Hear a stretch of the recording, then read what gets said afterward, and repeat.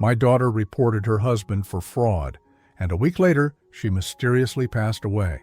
On the day of her death, the police chief came to my house with an envelope. "You need to see what we found in your daughter's purse." It was the address of a cabin. When I arrived, I could hardly believe it. Subscribe to the channel for more stories like this and comment the city you're watching from. I never thought a phone call at 6:30 in the morning would destroy my entire world. The shrill ring pierced through my coffee routine, and something in my chest tightened before I even answered. It was Detective Martinez from the county sheriff's office, his voice careful and measured in that way that immediately tells you something terrible has happened. "Mr. Patterson, this is Detective Martinez. I need you to sit down, sir. It's about your daughter, Eliana." The coffee mug slipped from my hands, shattering against the kitchen floor. I didn't sit down.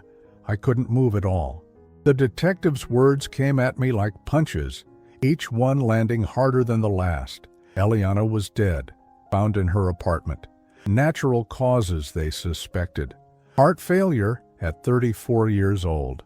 My beautiful, vibrant daughter was gone. The next hours passed in a blur of phone calls, paperwork, and arrangements that no parent should ever have to make. Tyler, my son-in-law, played the grieving widower perfectly. He showed up at the funeral home with red eyes and a trembling voice, accepting condolences from neighbors and friends who whispered about how tragic it was for such a young woman to die so suddenly. But something felt wrong. Eliana had been in perfect health her entire life. She ran marathons, ate organic food, barely drank alcohol. The last time I'd seen her, just 2 weeks before, she'd seemed stressed but physically fine. She'd hugged me tighter than usual when I left her house, and now I kept replaying that moment, wondering if she was trying to tell me something.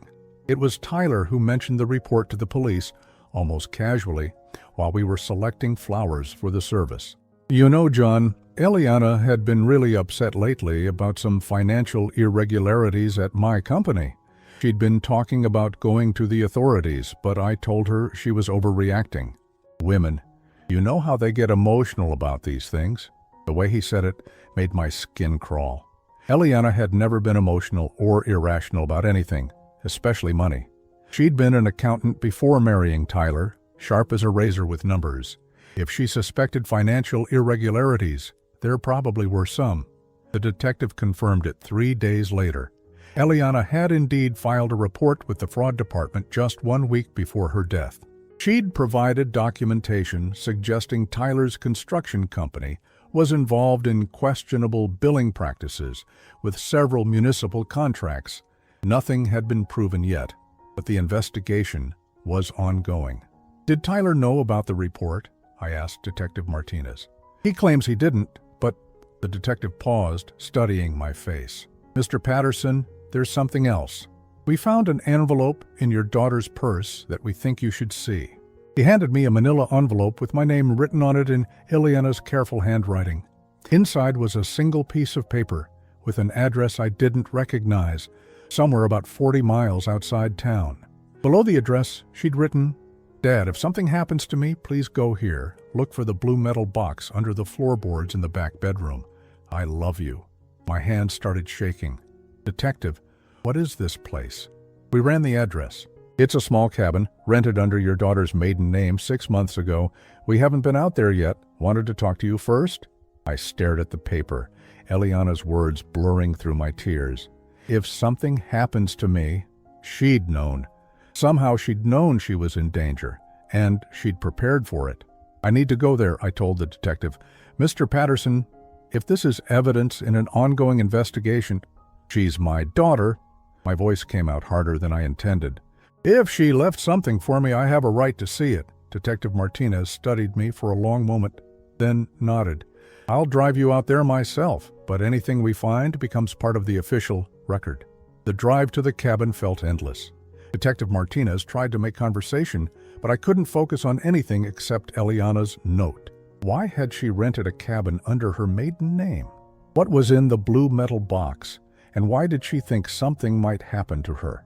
The cabin sat at the end of a dirt road, surrounded by tall pine trees that blocked out most of the afternoon sun. It was small and modest, The kind of place someone might go to disappear for a while. Detective Martinez used the key the rental agency had provided, and we stepped inside. The main room was sparse but clean. A small kitchen, a living area with a couch and table, everything neat and organized in that particular way. Eliana had always arranged her spaces, but it was the back bedroom that made my breath catch. The room had been turned into some kind of research center. Papers covered every surface, photographs were pinned to the walls, and a laptop sat open on a desk by the window. This wasn't just a hiding place. This was a command center. Detective Martinez whistled low. "Your daughter was conducting her own investigation?" I moved closer to examine the papers. Financial documents, construction contracts, bank statements, all related to Tyler's company. But there were other things too. Photos of Tyler with people I didn't recognize, receipts from hotels and restaurants, phone records. Eliana hadn't just been investigating Tyler's business practices. She'd been investigating Tyler himself. "The blue box," I reminded the detective, my voice barely a whisper. "We found it exactly where her note said it would be, hidden under loose floorboards in the corner. Inside were USB drives, more documents, and a thick folder marked Insurance Policy in Eliana's handwriting. At the very top was a letter addressed to me. "Dad," it began, "if you're reading this, then my worst fears have come true. Tyler isn't who I thought he was when I married him. He isn't who anyone thinks he is. I've been documenting everything for months, gathering evidence, not just about his business fraud, but about what kind of man he really is. I'm scared, Dad. I'm scared of what he might do if he finds out what I know, but I can't stay silent anymore. Too many people are getting hurt." My hands trembled as I continued reading. The letter went on to detail months of emotional manipulation, financial control, and psychological abuse that Eliana had endured while pretending everything was fine. She described how Tyler had systematically isolated her from friends and family, monitoring her phone calls and emails, controlling her access to money. But the most chilling part came at the end. "He's done this before, Dad, to other women. I found them. Some of them tried to speak up, but no one believed them. Tyler is very good at playing the victim, at making people think his accusers are unstable or vindictive. But I have proof now. Real proof. And I'm going to make sure he can't hurt anyone else." I looked up at Detective Martinez, who had been reading over my shoulder. His face was grim. "Mr. Patterson," he said quietly, "I think we need to take a much closer look at your son-in-law." As we gathered the evidence to take back to the station, I felt something shift inside me. The overwhelming grief was still there, but underneath it, something else was growing. Pride. My daughter hadn't just been a victim. She'd been a fighter, an investigator, a protector of other women who couldn't protect themselves. But she'd died before she could finish what she started. And now that responsibility fell to me. I wasn't going to let Tyler win. I was going to finish what Eliana had started, no matter what it took. The evidence room at the police station had never felt so much like a sanctuary. Detective Martinez and I spent the next 3 days going through everything Eliana had collected at the cabin, and with each document, each photograph, each recorded conversation, my understanding of my daughter transformed completely. I'd thought I knew Eliana. I'd raised her as a single father after her mother died when she was 12. I'd watched her graduate valedictorian from high school, summa cum laude from college, build a successful career as a forensic accountant. But the woman who had assembled this investigation was someone I was only now meeting, methodical, fearless, and brilliant in ways that took my breath away. "Look at this timeline," Detective Martinez said, spreading out a series of documents across the conference table. "Your daughter started collecting evidence 8 months ago, right after Tyler's company won that big municipal contract for the new courthouse construction." The timeline was meticulous. Eliana had documented every irregularity, every suspicious transaction. Every meeting Tyler claimed was about one thing, but was actually about something else entirely. She'd even managed to record several phone conversations where Tyler discussed padding invoices and splitting the excess with city officials. But it was the personal documentation that made my stomach turn. Eliana had kept a journal of Tyler's psychological manipulation tactics, writing down every instance of gaslighting, every attempt to control her behavior, every time he made her question her own sanity. March 15th, I read aloud from one entry. Tyler convinced me I was imagining the charge on our credit card from the jewelry store. He said I was becoming paranoid and suggested I see a therapist. Later, found the receipt in his car. The necklace was for someone named Rebecca. Detective Martinez looked up from the financial records he was examining.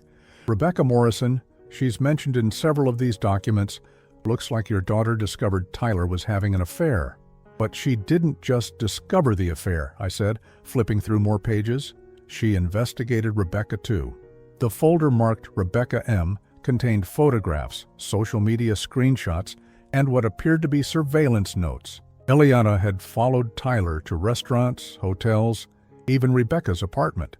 She'd documented a relationship that had been going on for over 2 years, complete with expensive gifts that Tyler had purchased using money from joint accounts that Eliana had contributed to. Your daughter was thorough, Detective Martinez observed. But look at this. She didn't stop with just documenting Tyler's infidelity. He handed me another folder, this one marked Previous Wives. My blood ran cold. Tyler had been married before Eliana, twice. The first wife, Sandra, had died in a car accident 3 years into their marriage.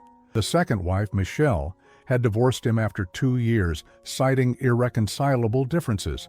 But Eliana had dug deeper than the public records. She'd found Michelle. The folder contained printed emails between Eliana and Michelle, exchanges that had clearly taken place over several months. Michelle's first email was cautious. I don't usually respond to messages like this, but something about your tone tells me you might be experiencing what I went through. As I read through their correspondence, a pattern emerged that made me feel sick. Tyler's behavior with Eliana wasn't unique. He'd used the same tactics with Michelle, isolating her from family and friends, controlling her finances, making her doubt her own perceptions. Michelle had tried to report Tyler's financial improprieties at his previous job, but he'd convinced everyone that she was unstable, going through a difficult divorce, making false accusations out of spite. Michelle tried to warn the woman who came after her, I said, my voice barely above a whisper. But Sandra died before Michelle could reach her. Detective Martinez leaned back in his chair. And now your daughter is dead too. The implication hung in the air between us. 3 wives. 1 dead in an accident, 1 escaped, 1 dead from apparent heart failure. The pattern was too consistent to ignore, but Eliana had seen it coming. In her final journal entries, she'd written about her growing fear that Tyler suspected her investigation. He'd become more controlling, more suspicious, checking her phone and following her when she left the house. April 22nd, I read from her last entry. Tyler found one of my notebooks today. I told him it was for a freelance accounting project, but I don't think he believed me. He's been watching me constantly. I moved all the evidence to the cabin today. If something happens to me, at least Dad will find it. 2 weeks later, she was dead. I looked up at Detective Martinez. This wasn't a natural death, was it? He was quiet for a long moment, studying the papers spread out before us. Heart failure can be induced, Mr. Patterson. Certain drugs can cause cardiac events that look completely natural, especially in someone with no history of heart problems. But you'd need an autopsy to prove it. Yes? And your daughter was cremated 3 days after her death on Tyler's insistence. He said she'd always wanted cremation, that she was afraid of being buried alive. I felt a surge of rage so intense it made my hands shake. Tyler had played the grieving widower perfectly, making all the arrangements while I was too devastated to think clearly. He'd rushed the cremation, eliminating any possibility of forensic evidence, but Eliana had anticipated that too. At the bottom of the blue box, Detective Martinez found a small envelope I'd missed during our first search. Inside was a lock of Eliana's hair and a note. For DNA testing, if needed, my brilliant, careful daughter had prepared for every possibility. There's something else, Detective Martinez said, pulling out his phone. I contacted Michelle Morrison yesterday. She's willing to testify about Tyler's pattern of behavior. And I found Sandra's sister, who said Sandra had been acting paranoid and frightened in the weeks before her death. She thought Sandra was losing her mind, but now she thinks Sandra was in danger. Exactly. I stared at the evidence surrounding us. Months of meticulous investigation, documentation that could bring down not just Tyler, but the corrupt city officials he'd been working with. Eliana had risked her life to collect this information, and she died before she could see justice done. Detective, what happens now? Now we build a case. Your daughter did most of the work for us, but we need to verify everything. Interview witnesses, follow up on leads. It's going to take time. How much time? Months, maybe longer. Tyler's smart and he has resources. He's going to fight this every step of the way. I nodded, understanding the reality of what lay ahead. It would be a long battle, fought in courtrooms and through legal procedures that moved at a frustrating pace. But as I looked at the evidence of my daughter's courage and determination, I felt something I hadn't experienced since that terrible phone call a week ago. Hope. Eliana hadn't just been investigating Tyler's crimes.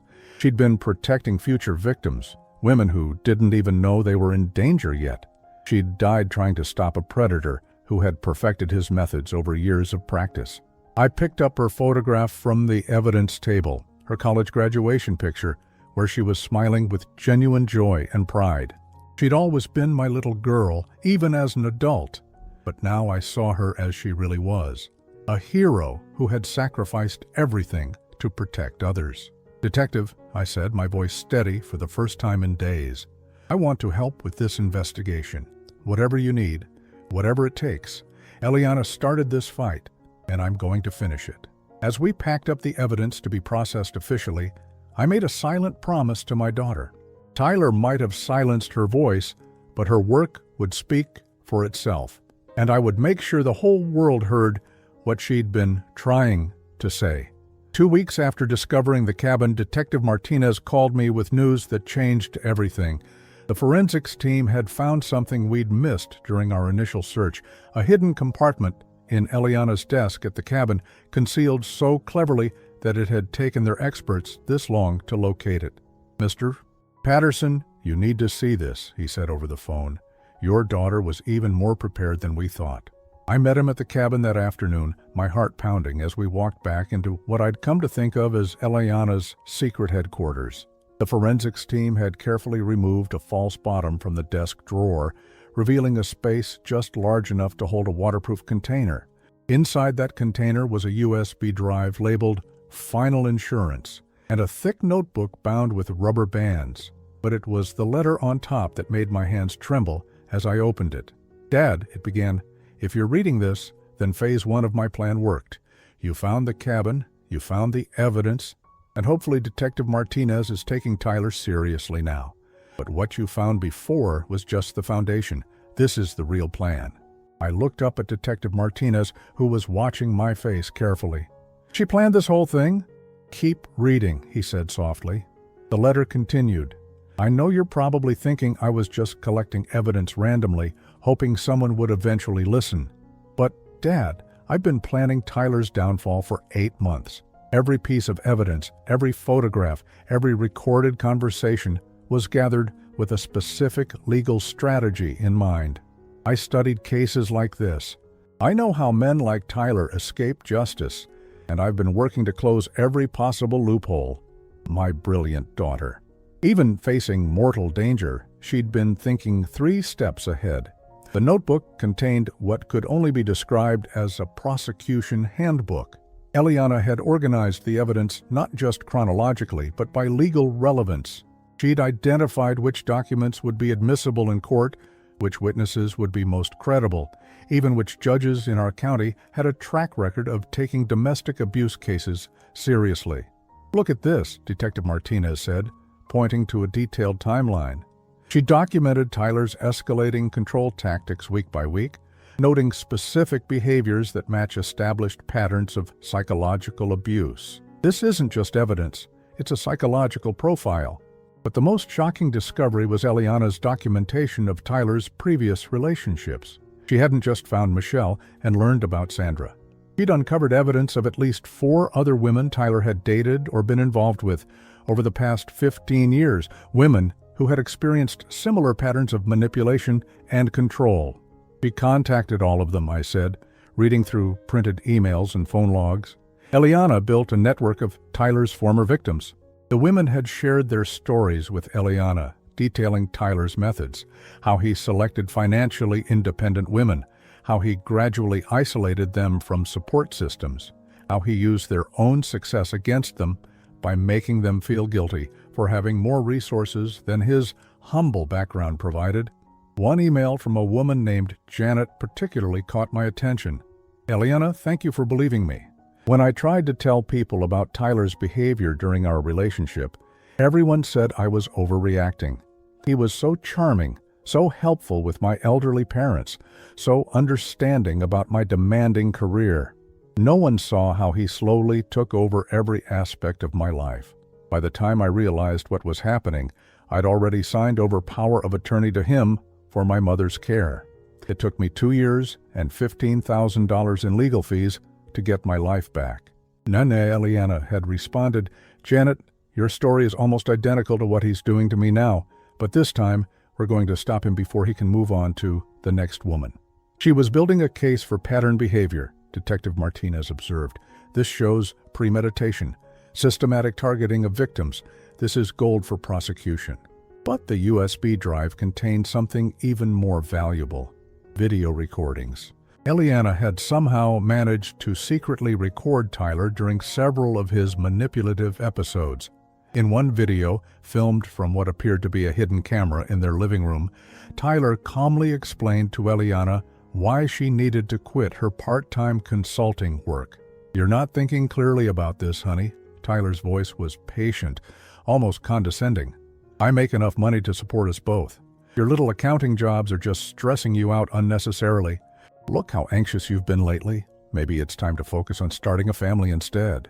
In the video, I could see Eliana's face, and what broke my heart was how carefully controlled her expression was. She nodded and agreed, but her eyes showed the frustration and anger she was hiding. She was already planning her escape, I realized. The submissive behavior, it was an act.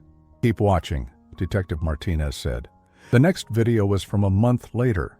Tyler was going through Eliana's phone, checking her messages and call logs while she sat quietly on the couch. When he found a text from an old college friend asking if she wanted to meet for coffee, his demeanor changed completely. "Who's Sarah?" he demanded, his voice sharp. "Just a friend from college. She was visiting town. And you didn't tell me about it?" Tyler's voice rose. "Eliana, we've talked about this. Keeping secrets isn't healthy for our relationship. How am I supposed to trust you if you're making plans behind my back?" In the video, I watched my daughter apologize for something that wasn't even wrong, watched her agree to cut contact with friends I remembered her talking about fondly for years. But what chilled me most was Tyler's expression when he thought Eliana wasn't looking. The angry, controlling mask slipped for just a moment, and underneath was something cold and calculating. This wasn't passionate jealousy or insecurity.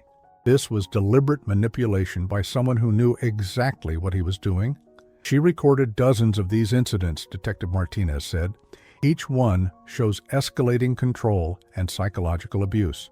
But more than that, they show Tyler's awareness of his own behavior. This isn't a man with anger management issues. This is a predator.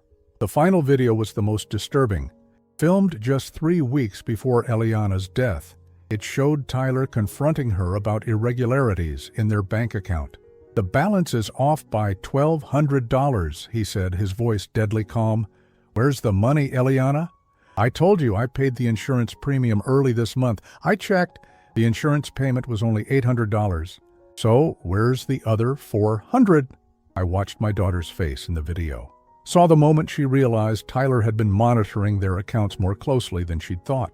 She'd been skimming small amounts to fund her investigation, and he'd noticed. I bought groceries and gas, paid the electric bill.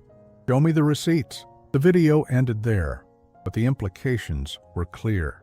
Tyler had suspected something, and Eliana had known her time was running out.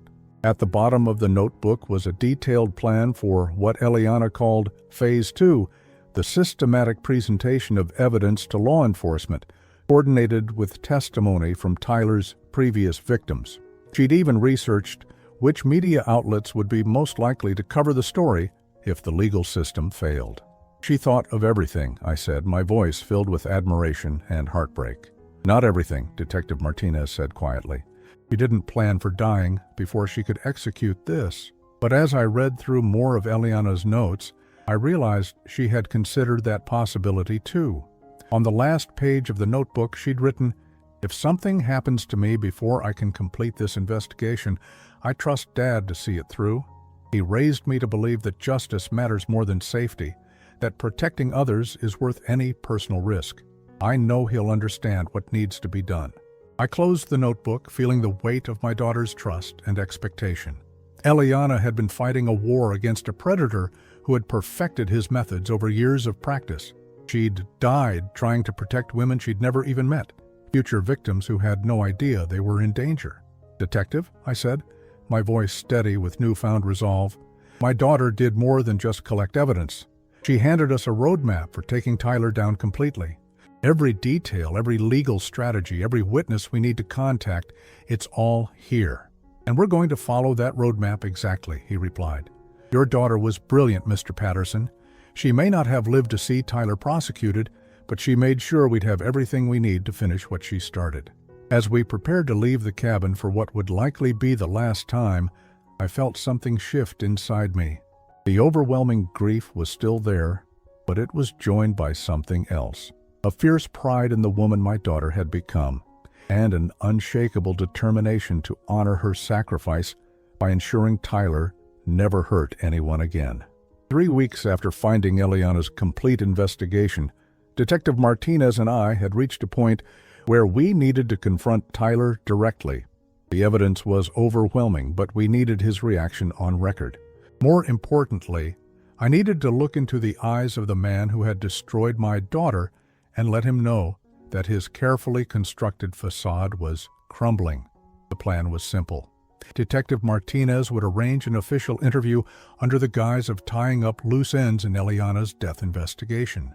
I would be there as the grieving father, seeking closure.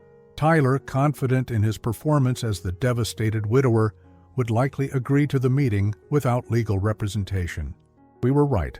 Tyler arrived at the police station on a gray Thursday morning, dressed in a dark suit that was probably meant to convey continued mourning. He embraced me in the parking lot, and I had to force myself not to pull away from the contact.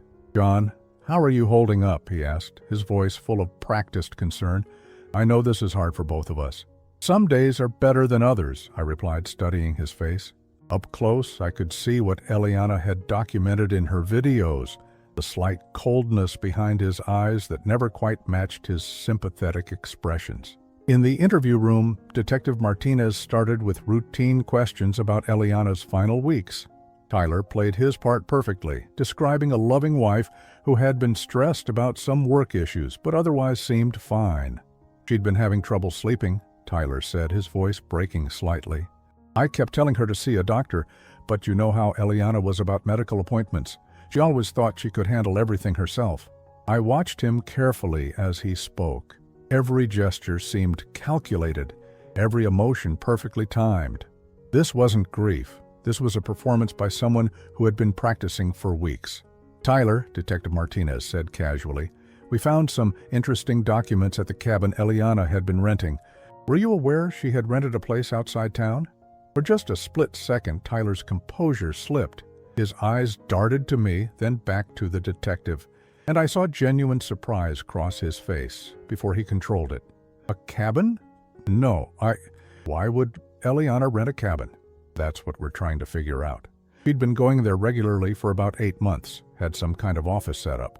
Tyler shook his head, looking confused and hurt. "She never mentioned anything like that to me. We told each other everything. Maybe it was for work. She'd been doing some freelance consulting." Detective Martinez nodded sympathetically. "That's what we thought too, until we found the financial records." Now Tyler went completely still. The concerned husband act vanished, replaced by something much more alert and dangerous. "What financial records?" "Records related to your construction company. Invoices, bank statements, correspondence with city officials, Eliana had been investigating irregularities in your municipal contracts. The silence that followed was deafening. Tyler stared at Detective Martinez, then at me, his mind clearly racing. When he finally spoke, his voice was different, colder, more controlled. I don't know what you think you found, but Eliana wouldn't have been investigating my business. She trusted me completely. Actually, I said, speaking for the first time since we'd entered the room, she stopped trusting you months ago. Tyler turned to face me, and for the first time, I saw the real man behind the mask. There was no grief, no confusion, no concern. There was only cold calculation and barely contained anger. John, you're obviously still processing your grief. Eliana loved me. We were happy. I pulled out my phone and played one of the audio recordings Eliana had made. Tyler's voice clearly explaining to someone on the phone how to inflate invoices to cover unofficial payments to city council members. Tyler's face went white. Where did you get that? Eliana recorded dozens of your phone calls, I said, watching his reaction carefully. She documented everything, Tyler. Your financial fraud, your psychological manipulation, your pattern of targeting and controlling women. He was quiet for a long moment, staring at the phone in my hands. When he looked up, the grieving widower was completely gone, replaced by someone I barely recognized. You have no idea what you're dealing with, he said, his voice low and menacing. Eliana was unstable. She'd been acting paranoid for months, making wild accusations, seeing conspiracies everywhere. Obviously, she was having some kind of breakdown. Like Michelle had a breakdown, Detective Martinez asked. And Sandra, and Janet, and Karen, and the others? Tyler's jaw tightened. I don't know what lies they've been telling you, but they didn't tell us anything, I interrupted. Eliana found them. She documented your pattern of behavior with at least 6 different women over 15 years. The isolation tactics, the financial control, the psychological manipulation. You've been doing this for a long time, haven't you? For a moment, Tyler just stared at me. Then something shifted in his expression, and he actually smiled. It was the most chilling thing I'd ever seen. You want to know the truth, John? Your daughter was weak. She had everything handed to her, education, career, family support, and she still couldn't handle a real relationship with a real man. I'd tried to help her become stronger, more focused, but she was too selfish to appreciate what I was offering. The mask was completely off now. This was the real Tyler, the predator my daughter had been fighting against. I gave Eliana purpose, he continued, his voice growing more confident. Before me, she was just another entitled woman, coasting through life on her looks and her daddy's approval. I taught her what real partnership meant, what sacrifice looked like. You isolated her from everyone who loved her, I said, my voice shaking with rage. I helped her prioritize. Family should come first, not childhood friends and colleagues who were just jealous of what we had together. You controlled her money. I managed our finances responsibly. Eliana was impulsive with spending. She needed guidance. You monitored her phone calls and emails. I cared about her well-being. She was getting involved with people who didn't have her best interests at heart. Each justification was delivered with complete conviction. Tyler genuinely believed he'd been helping Eliana, that his control and manipulation had been acts of love and protection. The complete lack of self-awareness was terrifying. And when she started investigating your business, Detective Martinez asked, Tyler's expression hardened again. She betrayed me. After everything I did for her, everything I sacrificed to build our life together, she chose to believe lies from jealous competitors and disgruntled former employees over her own husband. So you killed her. The words hung in the air like a physical weight. Tyler stared at Detective Martinez, then at me, his face cycling through several emotions before settling on indignant anger. Eliana died of heart failure, natural causes. You're grasping at straws because you can't accept that your daughter chose to build a life with me instead of staying daddy's little girl forever. But I could see the calculation behind his eyes. He was evaluating the evidence, trying to determine how much we actually knew versus how much we were guessing. Tyler, I said quietly, Eliana left me a message. Before she died, she told me exactly what you were and what you'd done. She knew you were going to kill her. That was a lie, but I wanted to see his reaction. Tyler's face went completely blank for several seconds. Then he leaned back in his chair and crossed his arms. If that were true, Detective Martinez would have arrested me already instead of playing these games. You're fishing, hoping I'll say something incriminating. He stood up. This interview is over. If you want to talk to me again, contact my lawyer. As Tyler moved toward the door, he paused beside my chair and leaned down close to my ear.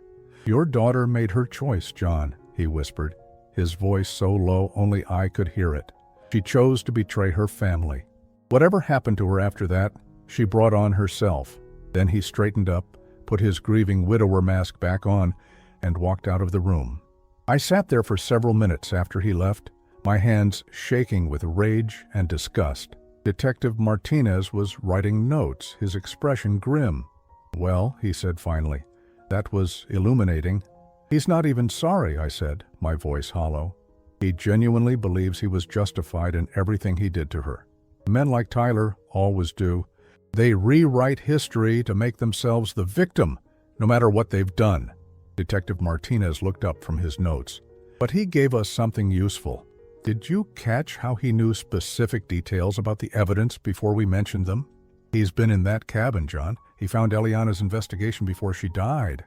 The implication hit me like a physical blow. Tyler had discovered what Eliana was doing, had seen the evidence she'd collected, had known she was planning to expose him. And then, a week later, she was dead. We have enough to arrest him, Detective Martinez continued.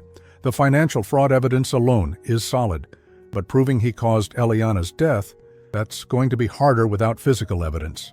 I nodded, understanding the legal reality, but as I thought about Tyler's cold confidence, his complete lack of remorse, I knew something else with absolute certainty. He wasn't done. Men like Tyler didn't stop. Somewhere out there was another woman, probably already in his sights, who had no idea what kind of danger she was walking into.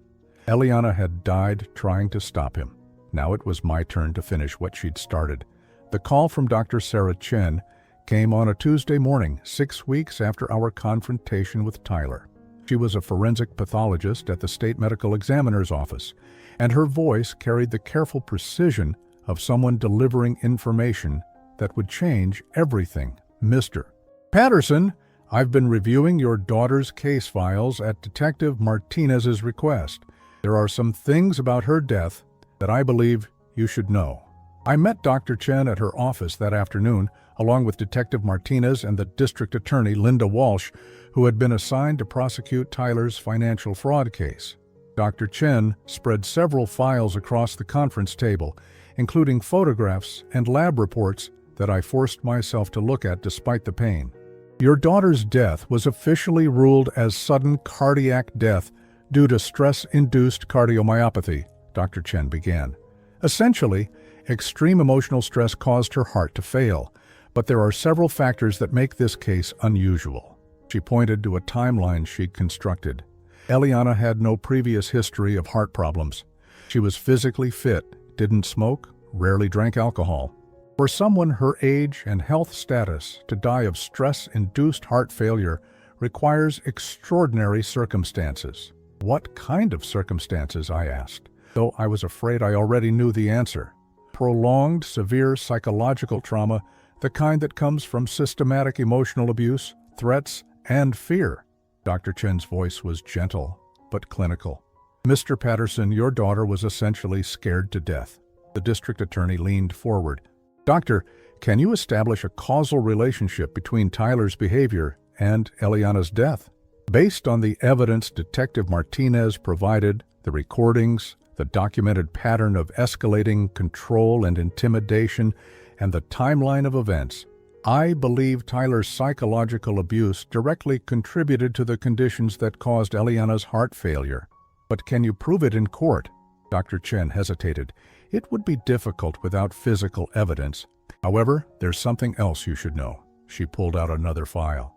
I've been in contact with the medical examiner who handled Sandra Williams's case, Tyler's first wife. My blood ran cold. What did you find? Sandra's death was also unusual. A single-car accident on a straight, dry road in broad daylight. No mechanical failure, no medical emergency, no apparent reason for her to lose control of the vehicle. Dr. Chen spread out photographs from Sandra's accident scene. But here's what's interesting. Sandra had been to the emergency room 3 times in the month before her death, complaining of chest pains, anxiety attacks, and insomnia. Detective Martinez studied the photos. Symptoms consistent with severe stress. Exactly. Sandra told the ER doctor she was afraid of her husband, that he'd been threatening her, but she refused to file a police report. The doctor noted concerns about domestic abuse in her file. So Sandra was exhibiting the same stress symptoms as Eliana before she died, the district attorney observed. And there's more. Dr. Chen pulled out a 3rd file. I also looked into Tyler's 2nd wife, Michelle Morrison. She didn't die, obviously, but she was hospitalized twice during her marriage to Tyler for what doctors described as severe anxiety and panic attacks. Her symptoms disappeared completely after she divorced him. The pattern was undeniable. Tyler didn't just manipulate and control his wives, he systematically destroyed their mental and physical health through sustained psychological torture.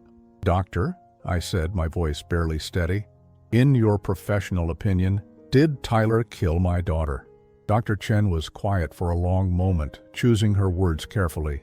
I cannot prove that Tyler administered any substance or directly caused physical harm to Eliana, but based on the medical evidence and the documented pattern of behavior, I believe Tyler created the conditions that led directly to your daughter's death. He weaponized stress and fear in a way that was ultimately fatal. The district attorney made notes on her legal pad. This gives us grounds for much more serious charges than financial fraud. We're looking at a pattern of domestic abuse that resulted in death. What about Sandra's case? Detective Martinez asked. I've spoken with the sheriff's department that handled her accident. They're willing to reopen the investigation based on what we've discovered about Tyler's pattern of behavior. As we left Dr. Chen's office, I felt a complex mixture of grief and vindication. Eliana hadn't just died from stress. She'd been murdered, as surely as if Tyler had used a weapon.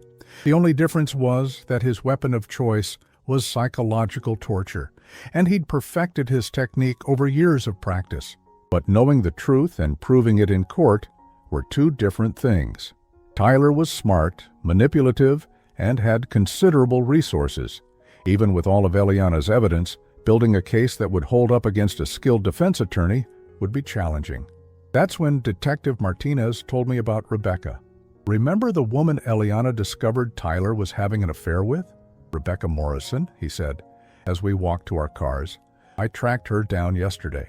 She's been trying to leave Tyler for months, but he's been using the same control tactics on her that he used on your daughter. Is she willing to testify? More than willing. She's terrified of him, John.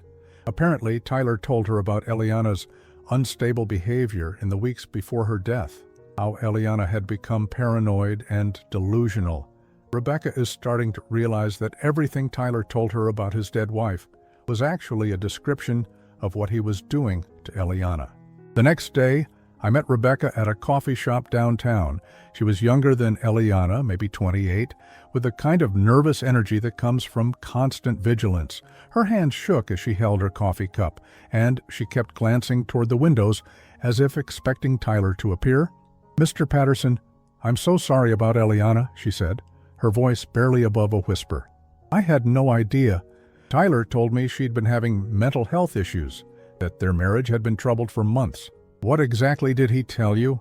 Rebecca's story was chillingly familiar. Tyler had painted Eliana as an unstable woman who had become obsessed with conspiracy theories about his business, who had been making wild accusations against him, who had been pulling away from friends and family because of her deteriorating mental state.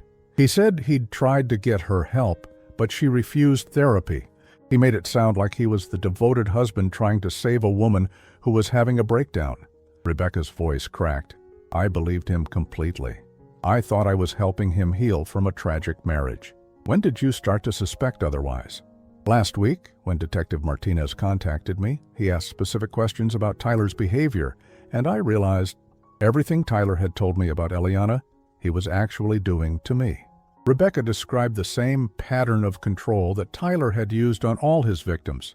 He'd gradually isolated her from friends, convinced her to quit her job to spend more time with him, taken over management of her finances to reduce her stress. He monitored her phone calls and emails, claiming he was protecting her from people who might try to take advantage of her. The scary part is how reasonable he made it all sound, Rebecca said. He never yelled or threatened me directly. He just gradually convinced me that I needed him to make good decisions, that I was too trusting and naive to handle things on my own. Rebecca, did Tyler ever tell you about his previous wives? She nodded, looking sick. He said Sandra died in a car accident because she'd been driving while emotionally distraught after a fight they'd had. He blamed himself for not taking her keys away. And he said Michelle was vindictive and tried to destroy his reputation during their divorce because she couldn't accept that he didn't love her anymore. Every story Tyler told was designed to make him the victim, while simultaneously serving as a warning to his current target. Sandra died because she was emotionally unstable. Michelle was vindictive and destructive. Eliana was paranoid and delusional. The message was clear: don't be like them, or you'll suffer the same fate. Rebecca, there's something you need to know, I said gently. Tyler didn't just psychologically abuse these women. We believe he systematically tortured them until their bodies couldn't handle the stress anymore. I watched the color drain from her face as the full implications hit her. She wasn't just Tyler's girlfriend. She was his next victim, already well along the path that had led to Eliana's death. He's going to kill me, she whispered, not if we stop him first. Rebecca agreed to work with law enforcement, wearing a recording device during her interactions with Tyler and documenting his controlling behaviors.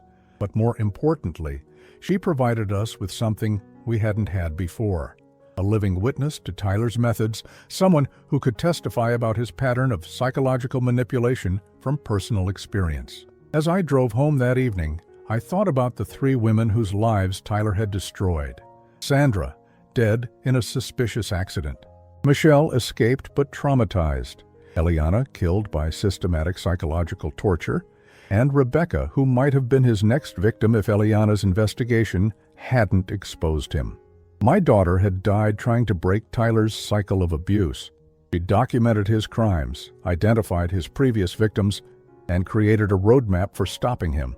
She couldn't finish the job herself, but she'd made sure others could. The truth was finally emerging, and Tyler's carefully constructed facade was crumbling. But I knew he wouldn't go down without a fight. Men like Tyler never admitted defeat easily, and cornered predators were the most dangerous kind. The final battle was just beginning, and I was ready to fight it in Eliana's name. 8 months after Eliana's death, I stood in a courthouse watching Tyler being led away in handcuffs. The trial had lasted 3 weeks, and the verdict was everything my daughter had worked toward: guilty on 12 counts of financial fraud, guilty of pattern domestic abuse, and guilty of criminally negligent homicide in Eliana's death. But as satisfying as that moment was, the real victory had come quietly, in ways Tyler would never understand. The investigation had uncovered far more than even Eliana had suspected. Tyler's financial crimes weren't limited to inflated municipal contracts. He'd been running elaborate schemes for years, using his charm and his wife's credibility to gain access to investment opportunities, charity boards, and business partnerships that he systematically exploited. Sandra's life insurance policy had paid out $250,000, money Tyler used to start his construction company. Michelle's divorce settlement had been manipulated through hidden assets and fabricated debt, leaving her with almost nothing, while Tyler retained control of property and investments she'd helped fund. Eliana's inheritance from her mother, money I hadn't even known she'd received, had been slowly drained to cover Tyler's gambling debts and fund his affair with Rebecca. The financial crimes alone would have sent Tyler to prison for 15 years. But it was the pattern of psychological abuse, documented through Eliana's meticulous investigation and Rebecca's testimony, that ensured he'd never have the opportunity to hurt another woman. Dr. Chen's testimony about stress-induced cardiomyopathy had been devastating. She'd explained to the jury exactly how sustained psychological torture could literally cause a healthy heart to fail. how Tyler's escalating threats and control had created the conditions that killed my daughter. The defendant weaponized fear, the prosecutor had said in her closing argument. He turned love into a tool of destruction, and when Eliana Patterson tried to escape, he intensified his psychological assault until her body simply couldn't survive the stress anymore. Tyler's defense attorney had tried to paint Eliana as unstable, claiming she'd become obsessed with conspiracy theories about her husband's business, but Eliana's evidence spoke for itself. Every document was precisely organized, every recording clearly labeled, every witness statement corroborated by multiple sources. The jury saw exactly what I'd seen, not the work of an unstable woman, but the methodical investigation of a brilliant accountant who'd uncovered a predator. The sentence was 35 years without possibility of parole. But the courtroom victory, satisfying as it was, wasn't the end of Eliana's legacy. It was just the beginning. In the months following Tyler's conviction, something remarkable happened. The women Tyler had victimized began reaching out to each other, forming a network of support and healing that grew far beyond what any of us had expected. Michelle Morrison, Tyler's second wife, had flown in for the trial. Afterward, she'd stayed in town for several weeks, working with Detective Martinez to identify other women who might have been targeted by men using similar tactics. "Your daughter saved my life," she told me one afternoon, as we sat in the same coffee shop where I'd first met Rebecca. "I've been living with guilt for years, wondering if I could have done something to prevent Sandra's death or warned Eliana somehow. But reading Eliana's investigation, seeing how carefully she documented everything, she showed me that we weren't weak or stupid. We were targeted by someone who'd turned manipulation into an art form." Rebecca had moved across the country after testifying, but she kept in touch with both Michelle and me. She'd started therapy, returned to school, and slowly rebuilt the life Tyler had systematically dismantled. More importantly, she'd begun speaking at domestic violence prevention workshops, sharing her story to help other women recognize the early warning signs of psychological abuse. "I can't bring Eliana back," she'd written in a letter to me, "but I can make sure her work continues protecting other women." Sandra's sister, Margaret, had also become part of this informal network. The reopened investigation into Sandra's death had confirmed what Dr. Chen suspected. Sandra had been exhibiting severe stress symptoms consistent with psychological abuse in the weeks before her accident. While they couldn't prove Tyler had caused the accident directly, the insurance company had reopened Sandra's case and frozen the payout pending further investigation. But perhaps the most meaningful connection came from an unexpected source. Janet, one of the women Eliana had contacted during her investigation, reached out to me 6 months after the trial. "Mr. Patterson, I wanted you to know that your daughter's courage changed everything for me," she said during our phone conversation. "I'd been carrying shame and self-doubt for years after my relationship with Tyler, wondering if I'd somehow imagined how bad it was. But seeing Eliana's documentation, hearing other women share similar experiences, it helped me understand that Tyler was the problem, not us." Janet had used the healing she'd found through connecting with Tyler's other victims to build something beautiful. She'd quietly started a support group for women recovering from psychologically abusive relationships, not as a formal organization with publicity and funding drives, but as a private network of women who met monthly to share their experiences and support each other's healing. "We call ourselves Eliana's Circle," Janet told me. "Not because we want attention or recognition, but because your daughter showed us that documentation matters, that patterns matter, that speaking truth matters even when it's dangerous." The group had grown to include 12 women, not all of them Tyler's victims, but all of them survivors of similar psychological manipulation. They met in members' homes, shared resources for therapy and legal help, and most importantly, created the kind of support network that predators like Tyler worked so hard to destroy. "Would you like to come to one of our meetings?" Janet asked. "Not to speak or participate, just to see what your daughter's courage has created." I attended their next gathering, held in Michelle's living room on a quiet Sunday afternoon. Sitting in a circle, listening to these women share their stories and their healing. I felt Eliana's presence more strongly than I had since her death. These women weren't just survivors, they were warriors. They'd taken the worst experiences of their lives and transformed them into strength, wisdom, and protection for others. They spoke of their abusers with clarity rather than fear, analyzed manipulation tactics with the detached precision of researchers, and supported each other with the fierce loyalty of soldiers who'd survived the same battle. "Your daughter would be proud," Michelle said to me as the meeting ended. This is exactly what she was fighting for, not just justice for Tyler's crimes, but protection for future victims. As I drove home that evening, I realized that Tyler's conviction, satisfying as it was, had only been the visible part of Eliana's victory. The real triumph was quieter, more personal. The healing of broken women, the prevention of future victims, the creation of a network of support that would outlast any court sentence. I visited Eliana's grave regularly, bringing fresh flowers and updates about the ongoing impact of her investigation. The headstone was simple, just her name and dates, but I knew that beneath that peaceful ground lay someone who had died fighting for others. "The circle is growing," I told her during my most recent visit. Janet said, "They've been contacted by women in 3 other states who want to start similar groups. Your investigation is still protecting people. Sweetheart. Tyler will never hurt anyone again, and the women he did hurt are healing and helping others heal." Olio. A year after Tyler's conviction, I received a package in the mail with no return address. Inside was a photo album filled with pictures I'd never seen. Photos of Eliana from her college years, her early career, her engagement to Tyler, their wedding day. But these weren't the polished, posed photos I remembered from that time. These were candid shots showing genuine emotions. Eliana laughing with friends, working intently at her computer, dancing at her wedding with pure joy. At the back of the album was a note. "Mr. Patterson, I found these photos when I was cleaning out some old boxes. I thought you should have them. The woman in these pictures is the Eliana I remember, brilliant, kind, and strong. That's how we'll always remember her. A friend."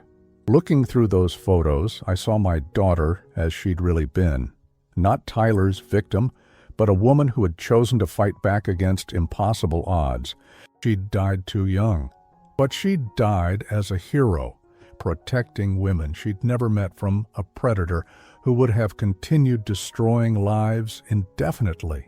Tyler would spend the rest of his life in prison, forgotten by everyone except the women whose lives he'd damaged. But Eliana's legacy lived on in every woman who found healing through the circle, every potential victim who recognized warning signs because of the patterns she'd documented, every person who chose courage over silence when faced with injustice. My daughter had wanted to stop Tyler from hurting anyone else. She'd succeeded beyond anything she could have imagined, creating a ripple effect of protection and healing that would continue long after her own voice had been silenced. That was Eliana's true victory, not the courtroom conviction, but the quiet transformation of pain into power, of victimhood into advocacy, of one woman's courage into a legacy of protection for countless others. Justice, I'd learned, didn't always come with headlines and public recognition. Sometimes the most powerful victories happened in living rooms and coffee shops, in private conversations between women who'd survived the unthinkable and chosen to help others do the same. Eliana's investigation had ended Tyler's cycle of abuse forever. But more than that, it had begun something new, a network of strength and support that honored her memory by ensuring that her fight for justice would never truly end.